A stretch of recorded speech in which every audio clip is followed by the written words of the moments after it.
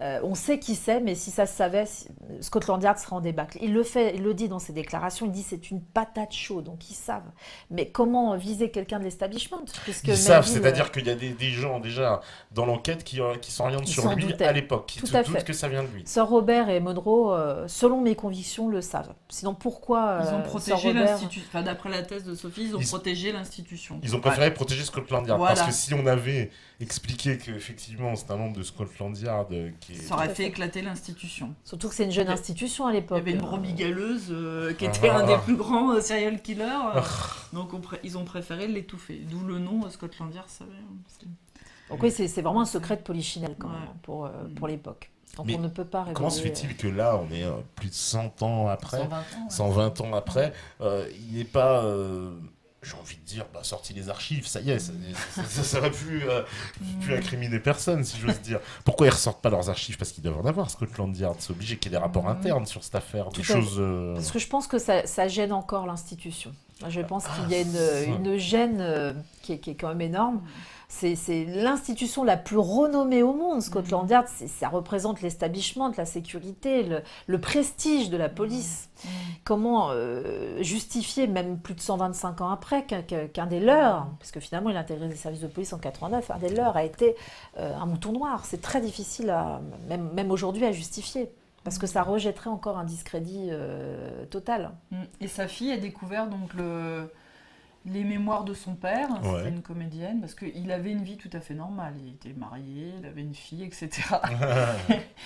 Donc il était très adapté dans la vie qu'il pouvait mener. Et en même temps, il avait ses penchants, effectivement, qui le poussaient à tuer les prostituées, par esprit de vengeance, et parce que effectivement, au fond de lui, il détestait profondément sa mère. Puis sa fille s'est étonnée qu'il possède une réserve Voilà. de photos dans son bureau. Un jour, un dimanche après-midi, son père décide de lui faire visiter les locaux de Scotland Yard. C'est La petite intéressant. s'aventure dans son bureau.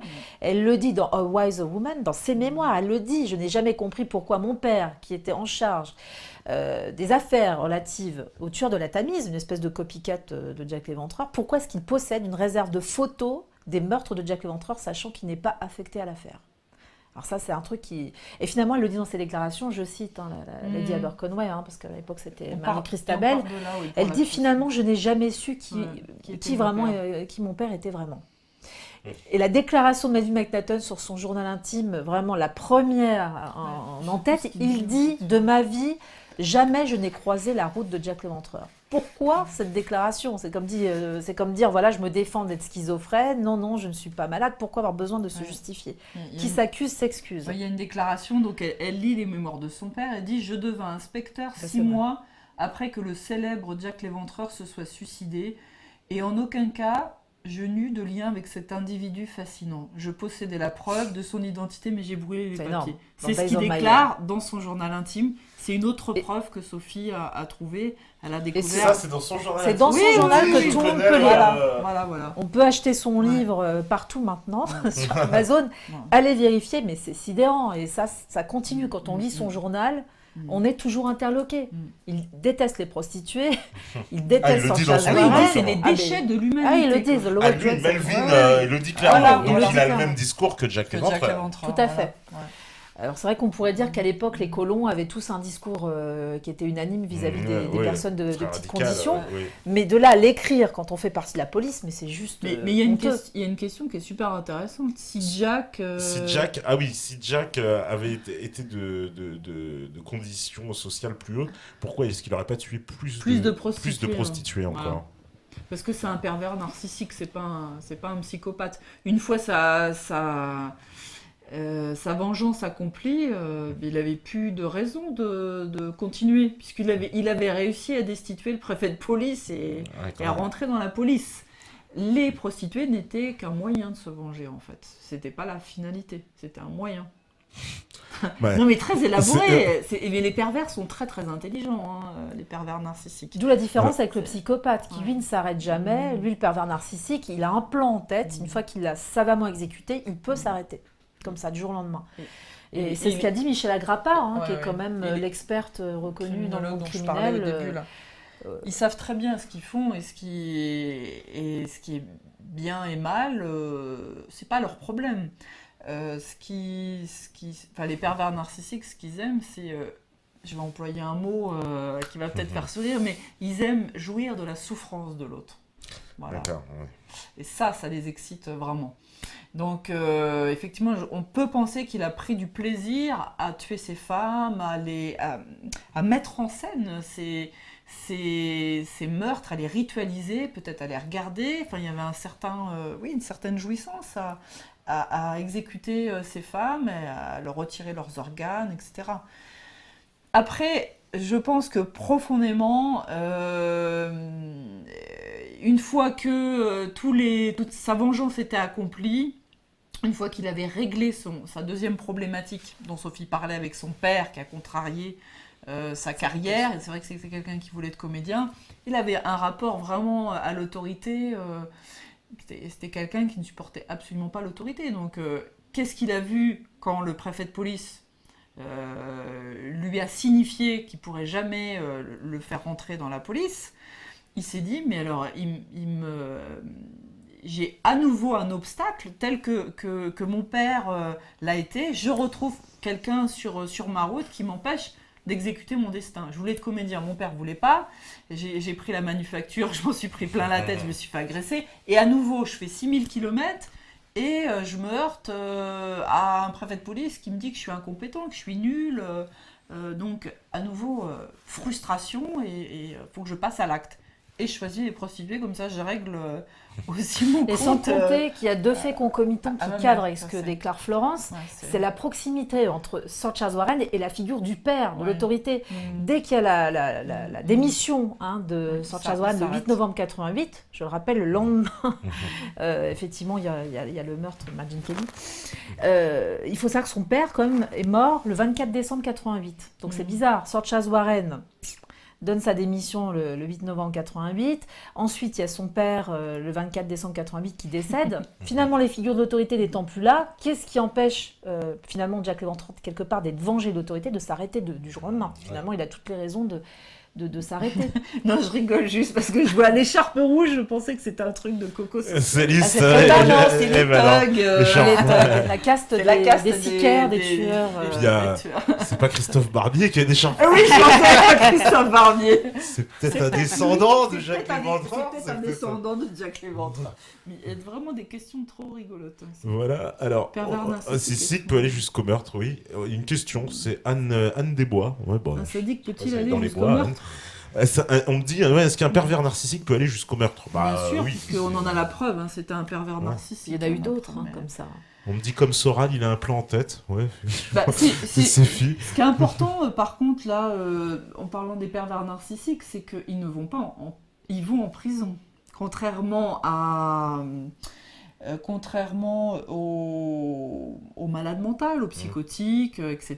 C'est pas... Oui, ils sont considérés comme responsables. Ils sont considérés parfaitement comme responsables de leurs actes, et c'est pour ça qu'ils vont en prison. Oui, voilà, c'est pas des irresponsables. Voilà. On me demande aussi, c'est vrai, quels organes il enlevait. Alors, c'est des détails scabreux. Ça les intéresse. Là, dès que c'est scabreux, il y a du bon. Avant de répondre, il faut dire qu'au début, il ne retirait pas les organes. Pauline Nichols, elle était juste éventrée. Il y a eu une progression qui s'est faite quand même assez vite, puisqu'au bout de la deuxième victime, avec Annie Chapman, il retire une partie de la vessie. On sait qu'il retire aussi les intestins qui vont autour.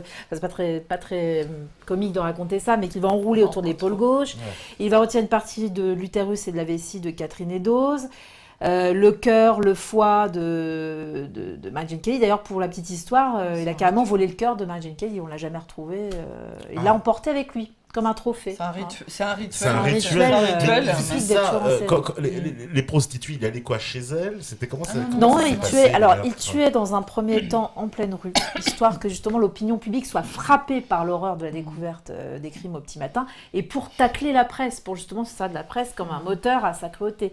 Mais il s'est senti certainement menacé à un certain moment. C'est vrai que la traque était quand même donnée, que ce soit de la part du comité de vigilance comme de la part de Scotland Yard. Et allez savoir pourquoi, pour le dernier meurtre de Majane Kelly, le 9 novembre 88, jour du défilé du Lord Mayor Show, un gros événement quand même, avec la fête du maire, et bien là, il s'est aventuré à tuer dans une des chambres, la chambre de la victime de Majane Kelly à Miller's C'est Court. la 5e. Dans une petite chambre de 10 mètres carrés, et ça a été le meurtre le plus épouvantable, le plus terrible de toute la série. Parce qu'alors là, tous les témoins, McCarthy, le logeur, tous ceux qui ont pu regarder par cette petite fenêtre cassée la chambre de Majane Kelly se sont dit ça peut être qu'un monstre qui a fait ça. Il y en avait partout. Il y avait des intestins qui pendaient en feston dans la chambre, des organes retirés, mais méconnaissables. Le visage est complètement ravagé. Elle a des traces de défense sur son bras. C'était une Irlandaise. C'était la plus belle et la plus jeune de toutes. Donc on peut penser que son excitation et sa sauvagerie criminelle est à la hauteur de son excitation, car elle était plus belle, plus séduisante que les autres. Et puis surtout, lui a volé son cœur. Donc ça, c'est comme assez symbolique. C'est pour ça qu'on a même pensé que ça pouvait être Joe Barnett à l'époque, l'homme avec qui elle sortait, son régulier, comme on dit. Voilà. Il aurait pu lui voler son cœur autrement. Voilà. Ouais, non, mais en plus, qu'est-ce qu'il peut en faire d'un cœur quoi, Alors justement, il y en a des spécialistes criminologues ont dit que peut-être il aurait poussé son sadisme jusqu'au stade ultime, qui est l'acte cannibale, pour assurer la prise de pouvoir sur la victime. C'est vérifié ou pas? Alors, comme ça n'a pas été vérifié, très difficile à prouver. En revanche, c'est typiquement l'acte du chasseur, celui qui prélève le trophée. C'est un acte Donc typique. ça va encore ça va dans la thèse de ta thèse du chasseur. Il est en recherche de trophées. C'est pour ça qu'il se sauve avec une partie des organes. Et il ne faut pas oublier que Catherine Eddowes, son rein, a été volé. On sait que c'était bien son rein, puisqu'on l'a étudié au Whitechapel Hospital, sur Commercial Road. On l'a étudié, et à la base des pyramides, on a pu relever qu'il y avait un début de néphrite, et on sait que Catherine Eddowes souffrait d'une néphrite. C'est le fameux rein qui a été envoyé à la Central News Agency, accompagné de la lettre From Hell. Pour ceux qui ont vu le film From Hell, ce qui a marqué durablement les esprits, c'est ça, cet envoi d'organes par la poste. Ça, c'est complètement... c'est scabreux. Il a envoyé donc le rein de la... Le rein de Catherine Eddowes par la poste et à la Central News. Ah, il y a Central News, donc à l'agence pour Mr. Lusk, le chef du comité de vigilance, pour lui montrer que lui aussi, c'est aussi le roi du quartier, et pour marquer les esprits durablement. Mais comment il s'appelait celui qui a fait l'autopsie, la Bond ou... Ah bah, il y en a plusieurs. Il y a eu Phillips, il y a eu le Dr Bonds, ils étaient plusieurs experts à avoir travaillé sur les... Mais qu'est-ce qu'ils ont dit? Je me rappelle plus. Alors, lui, Dr Bond, dit qu'effectivement, ça serait certainement donc... quelqu'un qui n'aurait pas nécessairement des connaissances abouties. Le docteur Phillips, lui, pense que oui, qu'il faut des connaissances certaines et avérées en médecine légale ou en médecine généraliste, mais en tout cas des connaissances médicales poussées. Ils ont quelque part des discours discordants, mais ils se retrouvent sur un point, il faut des connaissances minimum quand même. Il faut des connaissances en dissection, en médecine, même à la limite en tout ce qui est taxidermie animale, etc. Mais en tout cas des connaissances de base. Ah mais oui, il empaillait des animaux, lui. Il empaillait des animaux, oui, ouais. Mais ça veut dire que les femmes, il les tuait comment? Il les tuait d'abord et après il les découpait? Enfin, c'est quoi? Alors, c'est ça parce qu'elles devaient hurler, enfin, c'est ça, ça doit être douloureux. Oui, voilà. Elles ont été étranglées partiellement. On sait qu'Annie Chapman a fait une syncope. Donc on suppose, il y a eu des reconstitutions, que l'assassin les tenait comme ça au niveau du cou, de manière à les étrangler de façon partielle, pas intégrale, juste le temps qu'elles tombent dans les vapes, ce qui était le cas pour Annie Chapman qui est tombée en syncope. Et après, il pouvait s'assurer, quand elles étaient à demi inconscientes, de pouvoir pratiquer ces mutilations. Mais tout de même, quand elles étaient au sol et qu'elles étaient stourbies avec cet étranglement partiel, il les égorgeait, après les éventrait et ensuite donnait lieu au retrait d'organes, etc. Enfin, ils étaient mortes une fois qu'ils retiraient les organes, ils ne souffraient plus. Mais c'était l'étranglement partiel, d'où le fameux foulard. Ne faites pas la même chose. N'essayez pas. Le jeu des foulards, c'est fini. C'est passé de mode. Non, mais c'est assez horrible. Eh ben, on va faire une petite pause. Si la régie, elle est prête, elle est prête. C'est magnifique. En plus, vous avez vu maintenant, nouveau système de caméra. On ne sait plus regarder. C'est comme à téléphone. Bon, on va faire la petite pause. La régie, elle enchaîne puisque maintenant elle est prête. Il n'y a plus rien à dire. À vous, la régie. À vous, la régie. Voilà, donc on est de retour à l'antenne. Toujours sur Méta TV. On est toujours avec Sophie et Florence Herford. Donc, j'allais dire Sylvie, mais ouais. Heureusement, je veux. Pas Jean-Patrick. Donc, il nous a offert un généreux... un généreux thé, ouais. Réchauffer les intestins. On va pas finir comme Jacques Léventreur, mais bon. On me demande, c'est vrai, tiens, d'ailleurs, est-ce qu'il était marié, Jacques Léventreur? Enfin, bien sûr. Melvin. Alors Melvin McNaughton était marié donc à une certaine Dora, donc fille de pasteur. Fille de pasteur. Donc, Oula. on a une certaine éthique quand même morale en principe. Et ce qui est amusant, enfin quelque part, c'est de se dire que lui il est au-dessus du bien et du mal, comme aurait dit Nietzsche. Il est plus dans le principe Par-delà bien et mal, d'accord. Par-delà le bien et le mal. Et donc il a du reste une vie tout à fait banalisée. Ah pardon, oui. Hop, ça va aller mieux. Voilà. Oui, parce qu'il y avait voilà. Mais on t'entendait, mais pas très bien. Là, on va mieux t'entendre. Et il a même 4 enfants. Il a même 4 enfants. Tout à fait, oui. Donc c'est assez... ça peut paraître étonnant, voilà, de se dire qu'un tueur en série, mais ça s'est déjà vu. Hein. Non, mais Le les tueur du Green River. Le Double postulat, double vie. La double vie, la vie très adaptée. Il avait déjà ses enfants au moment des meurtres? Alors, il avait déjà une bonne partie. Ah d'accord, ouais. Voilà, et puis bon, Marie-Christabel, dont on parlait tout à l'heure, hein, sa jeune fille, elle est née après les meurtres, hein, 2 ans après les meurtres. Et c'est elle qui a fait cette découverte macabre des fameuses photos dans le bureau de son père à Scotland Yard. Elle avait 12 ans, c'était lors d'une après-midi dominicale. Et elle a parlé de poupées cassées en voyant les photos des meurtres de Jack Léventreur. Et là, elle soulève la question, qu'est-ce que mon père fait avec ces photos? Puisqu'il s'agit d'une autre affaire, en l'occurrence. Il n'était pas chargé de l'affaire et elle a découvert les photos des prostituées, quoi. Qu'apprend pour des poupées cassées, quoi. Elle le déclare elle-même. D'accord. Ouais. Et il y a eu d'autres déclarations de sa femme, d'autres membres de sa famille aussi qui ont Alors, mis des doutes juste sa fille. Juste Je trouve sa fille, très d'accord. étonnant que son père possède cette réserve de photos. Et en plus, il déclare en avoir brûlé une grande partie. Il en possédait aussi, en tout cas une réserve de photos qu'il n'était pas censé avoir. Et il en a brûlé un certain nombre. Il le déclare lui-même dans ses mémoires et à la presse de l'époque. D'accord. Donc ça, c'est quand même particulier. Est-ce qu'il y a un lien entre, alors c'est on me demande, entre le Jack et l'ouvrage Dr Jekyll et Mr Hyde? Tout à fait, puisqu'à l'époque des meurtres, justement, l'œuvre de Stevenson était jouée à guichet fermé au Lyceum Theatre et a même été interdite à l'époque des meurtres, puisque c'était concomitant, on y voyait comme un lien, d'où le rôle tenu par Mansfield, l'acteur américain qui avait le rôle de Dr Jekyll et Mr Hyde, et son rôle de transformiste avait tellement fait peur aux spectateurs, et tellement on y voyait un lien avec les rapports des meurtres de Jack Léventreur qu'on a interdit de diffusion cette pièce quand même, qui se joue à l'époque. Donc D'accord, effectivement, complètement. on l'a influencé, on disait que c'est lui qui influençait peut-être les... Ils avaient, en tout cas, ce qui est drôle, c'est que l'auteur de cette pièce, de cette œuvre magistrale, Dr Jekyll et Mr Hyde, il a publié son œuvre aux mêmes éditions que Sir Melville McNaughton. Longman & Co, c'est la même édition avec laquelle travaillait donc justement l'auteur de Jekyll et Hyde, donc Stevenson. C'est ça qui est troublant. Longman & Co, c'était le même éditeur. Donc ça fait... Quand il a sorti Donc, ses oui, il y a un mémoires... lien, ouais. Alors qu'est-ce qu'on me dit encore on me dit, oui, y avait-il un acte sexuel ou pas? On a dit que non. Non. Hein, donc, Non, on voilà. parle de Toute crime vraisemblance. sexuel, De crime sexuel, mais voilà. c'est symbolique. Hein. C'est le couteau qui remplace effectivement le fait de... Donc on pense à une D'abord, impuissance. voilà, on suggérée. pense qu'il était impuissant. Hein. Mais on parle quand même de crime sexuel, même s'il Il n'y a était pas eu impuissant, de... mais il a eu des enfants, c'est un peu pas contradictoire. Une impuissance peut-être en termes de jouissance, pas en termes de fertilité. Pas au niveau procréation, on Pas au parle niveau procréation. d'impuissance. On parle d'impuissance émotive par rapport à l'acte.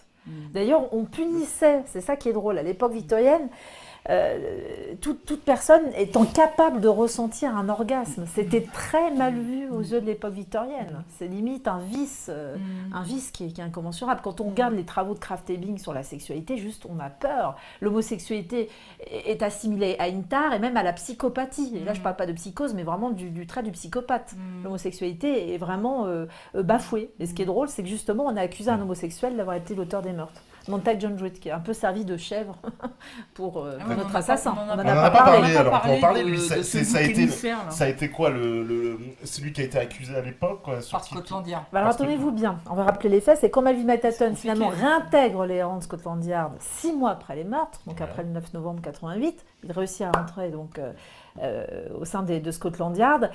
Il va travailler sur cette affaire, mais vraiment sur un laps de temps très court, tellement c'est court qu'il ne se charge même pas de l'affaire, il se charge de clôturer clôturer secrètement l'affaire avec Sir Robert Anderson, avec le rapport Moulson, puisqu'on va retrouver le corps d'un jeune homosexuel au 31 décembre 88 dans la Tamise, et finalement, ça suffit pour en faire un assassin. On écrit le rapport Moulson, alors que ce jeune homme qui est avocat et puis aussi occasionnellement professeur est retrouvé avec une somme d'argent importante dans ses poches. Pour quelle raison aurait-il voulu mettre fin à ses jours, soi-disant avec une lettre où il dit qu'il craignait de ressembler à sa mère, qu'il craignait de devenir fou. Melvin Manhattan dit à Sir Robert Dawson, voilà, il faut clôturer cette affaire, on a toutes les pièces en main, que cet homme était fou, et donc vraisemblablement il pouvait s'agir de Jack l'Éventreur, et on sait que Melville va vraiment faire en sorte que ce rapport soit clôturé donc assez vite, avec l'aide de Sir Robert Anderson. Ça l'arrangeait bien. Ça arrangeait bien ses affaires. Voilà, comme ça le druide, comment il s'appelait? Monta John Druitt. Voilà. J'arrive jamais à le dire. Parce que ça s'écrit Druitt, ça se prononce Druitt. Mr. Druitt. A fait le parfait bouc émissaire. Voilà, c'est un homosexuel qui avait. Il aurait d'ailleurs pratiqué des attouchements sur ses élèves. Il était des agressions sexuelles sur ses élèves. Et donc, on en a fait effectivement le tueur, Jack l'Éventreur. Ils ont refermé le dossier et comme ça, l'affaire Jack l'Éventreur était complètement. Comment elle était entérinée plus que clôturée. Voilà. En plus, c'est pratique. Absolument. C'est comme dans les affaires terroristes. Hein, pour pas faire de lien, hop, il n'y a jamais de. On fait pas de vagues. De procès. On entérine secrètement l'affaire. Voilà. Et en plus, ce qu'on sait, parce qu'on a repris des correspondances, c'est que ce jeune homme de 31 ans, il subissait des pressions, il recevait des lettres de corbeaux. Donc, lui aurait-on pas donné un rendez-vous secret sur Albert Bridge ou dans n'importe quel point de Londres ? Il faisait chanter par rapport à son homosexualité, c'est ça ? Alors, pire que ça, il subissait le chantage d'un homme qu'on ne connaissait pas et il en faisait des cauchemars. Et c'était même pas lié d'ailleurs à l'affaire des abus commis supposément sur ses enfants, ces garçons de cette école privée de Black East. Donc c'est pour ça qu'on ne comprend pas pourquoi cet homme-là, on le retrouve avec son salaire dans sa poche, il était vraisemblablement en bonne santé mentale. La tête de Melvin Manhattan. Et donc on suppose effectivement qu'il y a eu un rôle à jouer là-dedans. Ah non mais c'est très complexe, mais tout est vérifié, c'est ça qui est hallucinant. Hein. Ça paraît énorme, ça paraît un complot, mais tout... Et puis le rapport Moulson qui l'incrimine est bourré d'erreurs, puisqu'on dit qu'il est médecin. Melvin Manhattan dit de cet homme qu'il est médecin, il n'est pas du tout médecin. Il est âgé de 41 ans, comme par hasard un âge similaire, quasi similaire au sien. Non, il a 31 ans. C'est bourré d'erreurs. La lettre adressée à sa mère, j'attends qu'on me dise où elle était, quoi. Donc on dirait que tout était fait pour que Melville se trouve son parfait suspect pour prendre sa place au titre de meurtre. Et ça arrange bien Scotland Yard parce qu'ils arrivent quand même à une conclusion, parce qu'en fait ils ne restent pas sur un échec en l'accusant. En disant, voilà, c'est lui. Oui, tout à fait. Mais qu'est-ce qui leur permettait d'affirmer comme ça que c'était lui a posteriori? Ils ont eu quoi? Juste la lettre retrouvée sur lui. Juste la lettre, ça suffisait. Ça suffit on a retrouvé la lettre, c'est bon. D'accord. Ils sont pas compliqués. Ça suffit. C'est pas très compliqué à mettre. Ça n'a pas tenu bien longtemps parce qu'après il y a eu d'autres suspects qui ont été évoqués, mais en tout cas ça a permis de couvrir Melvin Manhattan pendant toutes les années où il était au Yard. Et même là, en 1896, Sir Charles Warren, qui n'est plus aux commandes, puisqu'on sait qu'il a quand même donné sa démission le 8 novembre 88, il continue, Jack, à envoyer des lettres à la police. Maintenant, devinez où je suis, cher patron. Je me trouve dans un de vos bureaux. Je travaille pour la police de Scotland Yard, une lettre de 1896. Si c'est pas de la provocation. Donc c'est 8 ans après les faits. Tout à fait. Et donc là, il y a une lettre, il renvoie encore une lettre. Il renvoie encore une lettre pour les narguer. Ah, il aimait bien narguer la police. Une trentaine de lettres, on sait qu'une trentaine de lettres sur 600 peuvent être imputées de la main sûre de l'auteur présumé des meurtres. Oui, parce que, voilà, tu me disais, en tout, il y a 600 lettres sur 8 de ans canulars, de gens qui effectivement ont envie de participer un petit peu à ce grand jeu de la chasse à l'homme et qui écrivent des lettres qui reprennent le flambeau finalement. Et qui écrivent de lettres de plaisanteries douteuses au cher patron, parce que ce filon a été repris.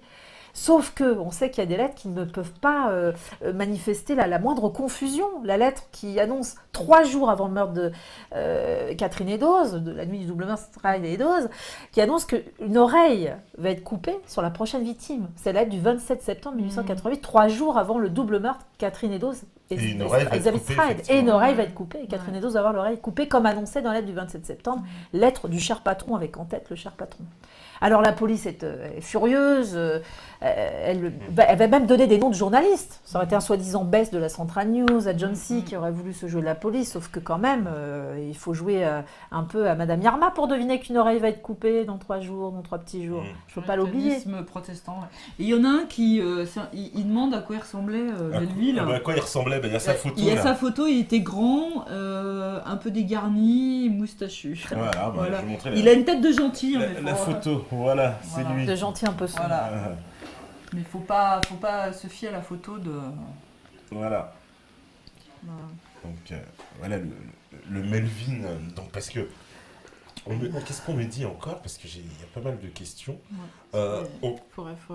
On me dit qui était le membre de la famille royale accusé d'être Jack. Parce que ça, c'est vrai qu'on a entendu que genre c'était quelqu'un de la famille royale, que la reine a protégé. Alors, tout ça. Vous vous souvenez du fameux prince Eddie, duc de Clarence. Voilà. Ce prince Eddie, c'était son petit surnom, on l'appelait aussi bouton de manchette, parce qu'il avait des longs bras, très majestueux. Et on l'a accusé, effectivement, aussi, il y a ceux qui l'accusent nommément d'avoir été aussi l'assassin. Alors, à un moment donné, il passe aussi pour la victime, parce qu'il faut couvrir le secret. Il aurait eu une relation avec une prostituée du nom d'Annie Crook, avec qui il aurait eu un enfant. Et un coup sur l'autre, on l'accuse. Sauf qu'il a un alibi pour l'un des meurtres, le meurtre de Catherine Eddowes. Il était en train de disputer un bridge. Donc, il y a plusieurs reprises, son alibi est tout à fait prouvé. Et en général, les crimes sexuels s'appliquent dans une nature d'attirance au sexe de la victime. C'est-à-dire que notre homme ne pouvait être qu'hétérosexuel. Or, on sait depuis l'implication du duc de Clarence, dit Prince Eddie, qu'il était homosexuel. Il était impliqué dans bon nombre de scandales fumeux à l'époque, dont le fameux scandale comme quoi il fréquentait un bordel rue Cleveland Street. Et donc, depuis ce scandale fumeux, il n'est plus question de douter, on sait que le duc de Clarence, le petit-fils de la reine Victoria, est bien homosexuel. Donc, pourquoi s'en prendrait-il sexuellement à des prostituées ? Ça ne tient pas la route. On sait que les tueurs homosexuels vont tout de suite trouver une cible du même sexe. Ça ne s'est jamais vu qu'un homosexuel aille s'en prendre comme ça avec un couteau, l'arme justement de la sexualité, qui est aussi le symbole de la sexualité, qui s'en prenne comme ça aux parties intimes avec son arme, il n'y a pas un désir inconscient pour la victime. Donc ça ne pouvait pas être le duc de Clarence. Il avait aussi son avis. Parce que ça, c'est quelque chose qu'on entend souvent, l'implication de la famille royale. Absolument. En fait, ce qui est assez révélateur, c'est que on va dire, les contre-thèses, elles veulent tout le temps nous expliquer qu'il y a une protection, en fin de compte, que la vérité ne sort pas parce qu'il se passe quelque chose, ce qui fait naître toutes les théories. Mais quelque part, ça confirme un peu ce que tu trouves à la fin dans ta conclusion, puisque finalement, il y a bien eu protection, finalement. Il n'y a pas de fumée sans feu. Il n'y a pas de fumée sans feu, quelque part. Voilà, on avait pressenti la nature inaccessible du... Warren, je ne pense pas qu'il savait, lui. Warren, non, mais apparemment, Sir Robert Anderson, qui était chargé et affecté à l'étude scrupuleuse des lettres, avait compris quel genre de lettres il avait entre les mains. Enfin, si Warren, il a compris quand il y a eu le feu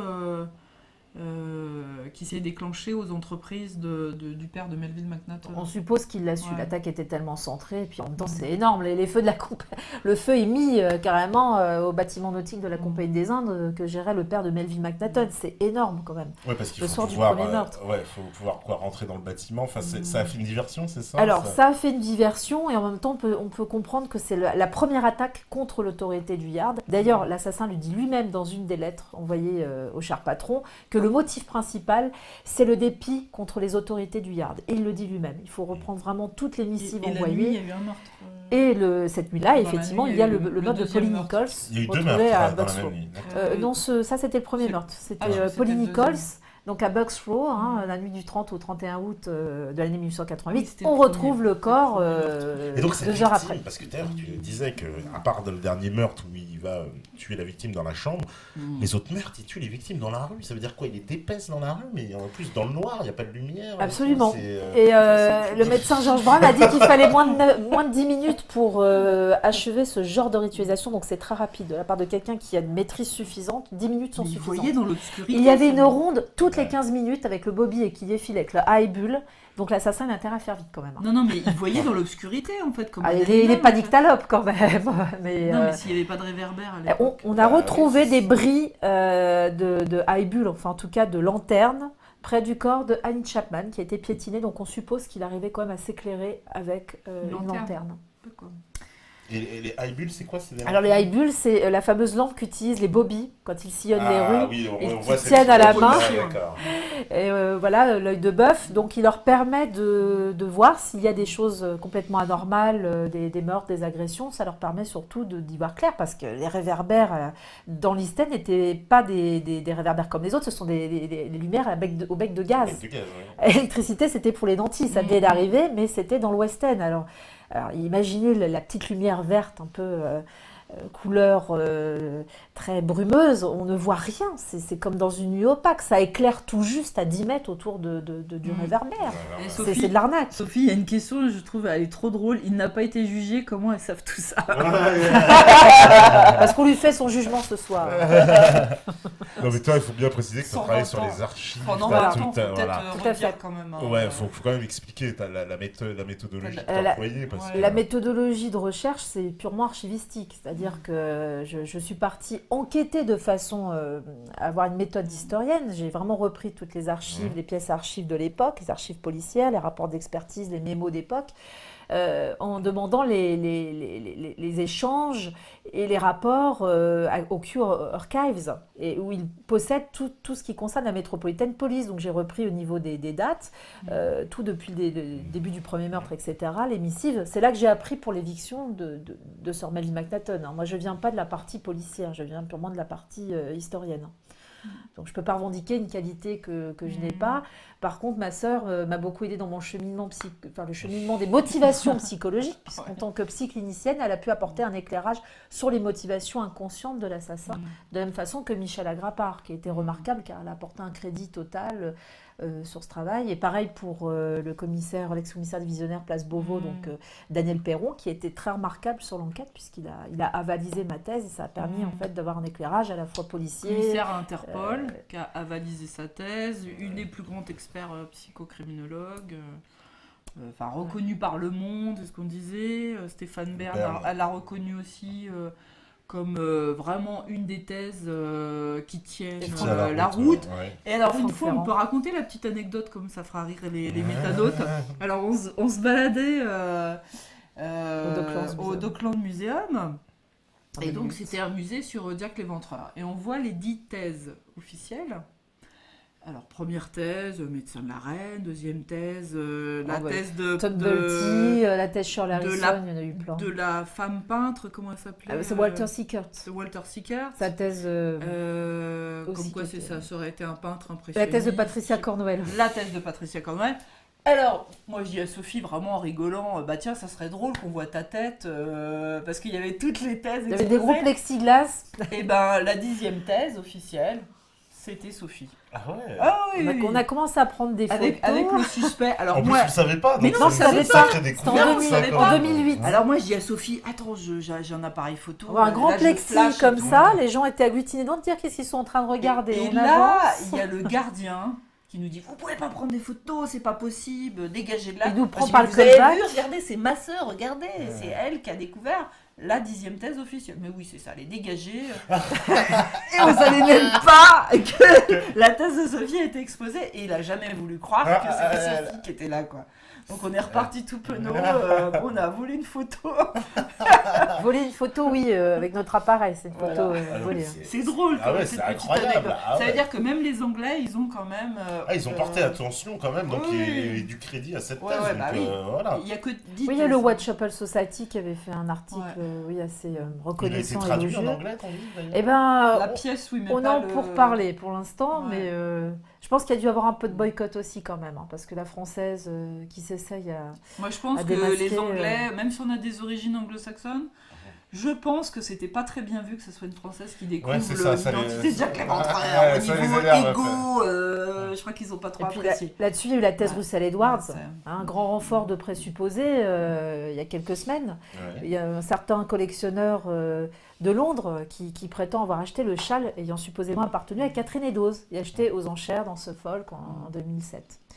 Et cet homme-là dit, tenez-vous bien, j'ai le châle ayant appartenu à Catherine Eddowes, il y a un échantillon de sperme ayant appartenu à un des suspects de l'époque, qui est le barbier Kosminski. Les gens ils ouvrent des yeux comme ça, ils disent, mais c'est quoi, c'est encore cette nouvelle thèse Et donc, il fait enfin, vraiment chou gras de cette thèse, il passe abondamment au JT de 20h, etc.